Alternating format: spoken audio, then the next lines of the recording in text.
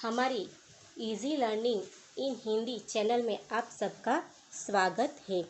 यहाँ पे आज हम क्लास 12 वाणिज्य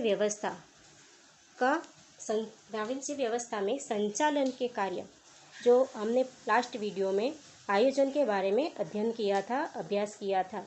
आज हम दूसरा उसका जो कार्य है वह व्यवस्था तंत्र, तो व्यवस्था तंत्र के बारे में हम क्या करेंगे, अभ्यास करेंगे।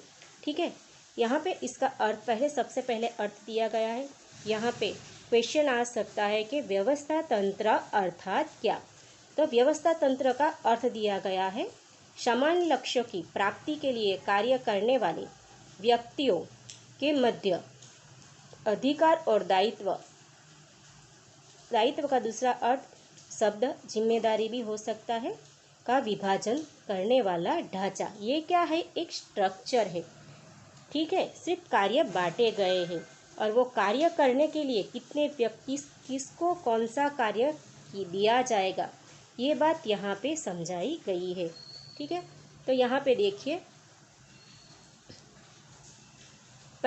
सबसे पहले समान लक्ष्यों की प्राप्ति के लिए, मतलब सबका जो भी कार्य किया जाए उसका लक्ष्य कैसा है, एक जैसा है। ठीक है, इकाई का लक्ष्य कैसा, एक जैसा है हर एक कार्य का। तो यहाँ पे वो लक्ष्य प्राप्त करने के लिए कौन से कार्य किए जाएंगे वो किस में तय किया गया, हमने आयोजन में। और वो कार्य अलग अलग व्यक्तियों के बीच में क्या करना, बांटना। और वो कार्य करने के लिए उसको किसी भी प्रकार का निर्णय लेना हो तो उसके लिए क्या देना, अधिकार देना। और अधिकार देने से उसके साथ उपस्थित हो जाता है दायित्व। तो समझ में आ गया होगा अर्थ क्या हुआ उसका, सामान्य लक्ष्यों की प्राप्ति के लिए कार्य करने वाले व्यक्तियों के मध्य अधिकार और दायित्व का विभाजन करने वाला एक ढांचा है। यहाँ पे उसमें से मैंने लक्षण निकाले हैं जिससे हमारा व्यवस्था तंत्र का टॉपिक कैसा हो जाता है, क्लियर हो जाता है। ये एक कैसी प्रक्रिया है, सामूहिक प्रक्रिया है। एक व्यक्ति या कर्मचारी की एक कार्य नहीं है, लेकिन एक समूह है, मानव का समूह है जिसके द्वारा ये सारी प्रवृत्ति की जाती है। ठीक है, तो ये कैसी है, सामूहिक प्रवृत्ति है। क्लियर। आगे आयोजन क्या करता है, लक्ष्य तय करता है, कार्य तय करता है। जबकि व्यवस्था तंत्र का कार्य क्या है, तो व्यवस्था तंत्र का कार्य क्या है, वो जो कार्य दिया गया है उसका अमल करवाने का कार्य व्यवस्था तंत्र करवाता है। और कैसे, तो यहाँ पे वो कार्य कौन करेगा, उसका निरीक्षण कौन करेगा, कौन आदेश देगा, कौन अमल करेगा। ठीक है, तो इससे हम समझ सकते हैं कि व्यवस्था तंत्र में क्या होता है, कौन कार्य करेगा, व्यक्ति, उसका निरीक्षण कौन करेगा, अधिकारी, मतलब आदेश देने वाला, आदेश का पालन कौन करेगा, तो उसका अधीनस्थ करेगा। तो व्यवस्था तंत्र अर्थात क्या हो गया, अभी आपको समझ में आ गया हो। इसीलिए कहा जाता है आयोजन इकाई का क्या है, मस्तिष्क है, जबकि व्यवस्था तंत्र क्या है, उसका ढांचा है। जैसे हमारा शरीर का सारा कार्य, आयोजन प्लानिंग कौन करता है, अपना मस्तिष्क, और उसका शारीरिक ढांचा कौन है, हमारा शरीर। तीसरा पॉइंट है यहाँ पे कर्मचारी व्यवस्था तंत्र, मतलब स्टाफिंग। जब हम कार्य का व्यवस्था तंत्र में कार्य का क्या कर दिया, हमने विभाजन कर दिया। अभी वो कार्य करने के लिए क्या करना है, कर्मचारियों की पसंदगी करनी है। इसीलिए लिखा गया है, every employers are arms and hand of unit. हर एक कर्मचारी यूनिट का अर्थात के इकाई का क्या है, हाथ पैर है। यहाँ पे आपको डेफिनेशन दी गई है डॉक्टर जॉर्ज टेरी के द्वारा। ठीक है, उन्होंने क्या डेफिनेशन दी है, कर्मचारी व्यवस्था तंत्र उद्देश्य संतुष्ट कर्मचारियों का दल बनाना, सुरक्षित रखना और विकसित करना है।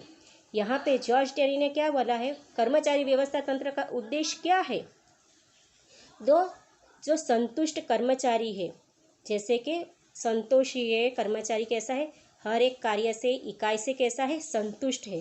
तो ऐसा एक दल बनाना, उसको सुरक्षित रखना मतलब उसको सेफ रखना, और विकसित करना अर्थात कि उनमें विकास करना, शारीरिक और मानसिक और आर्थिक, तो उसे क्या कहा जाता है, कर्मचारी व्यवस्था तंत्र।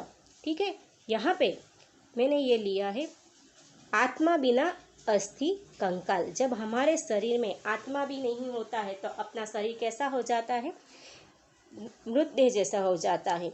तो यहाँ पे भी कर्मचारी के बिना इकाई कैसी होती है, अस्थि कंकाल के जैसे हो जाती है। तो कर्मचारियों का संबंध किसके साथ है, ये बात यहाँ पे बताई गई है। व्यवस्था तंत्र में कौन कौन से कार्य किए जाते हैं, तो व्यवस्था तंत्र में व्यवस्था तंत्र में कर्मचारियों की भर्ती की जाती है।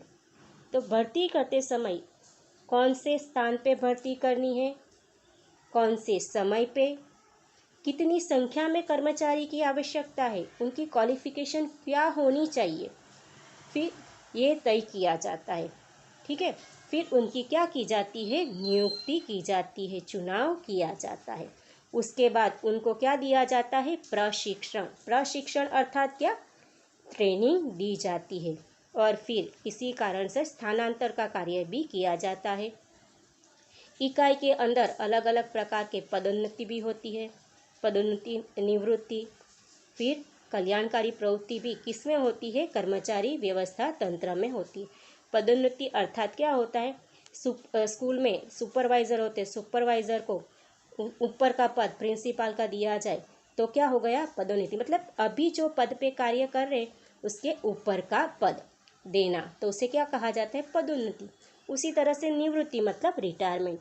कल्याणकारी प्रवृत्ति अर्थात क्या होता है, कर्मचारियों के कल्याण में वृद्धि हो, ऐसी जो प्रवृत्ति की जाती है उसका समावेश उसमें होता है। ठीक है, अभी आगे देखते हैं। संतुष्ट कर्मचारी इकाई की सफलता का आधार है। जब कर्मचारी अपनी इकाई से संतुष्ट नहीं होता है तो उसके मन में कैसा रहता है, वो सही से कार्य नहीं कर पाता है, लेकिन वो संतुष्ट होता है, कर्मचारी की हर एक प्रकार की आवश्यकता कैसी होती है, पूर्ण होती है, आर्थिक, सामाजिक, शारीरिक, मानसिक सभी प्रकार की। तो वो कर्मचारी अपनी इकाई के प्रति पूरी वफादारी से वो क्या करता है, कार्य करता है। अभी वर्तमान समय में मानव शक्ति आयोजन, विकास, योग्य वेतन और कार्यक्षमता में क्या करता है, वृद्धि करता है।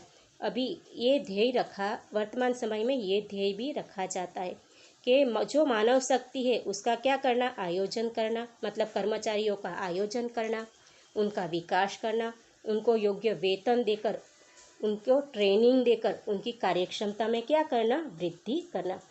अच्छा स्टूडेंट, अभी आपको ये वीडियो पसंद आई हो तो ज़रूर से उसको